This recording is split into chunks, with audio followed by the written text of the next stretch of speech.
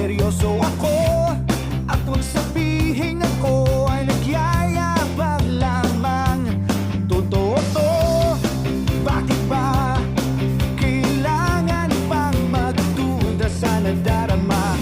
Ngunit di ko na inakala na ang isang tulad mo ay ibig sa isang tulad ko. Akala ko hanggang panaginip na lang. Ako na yata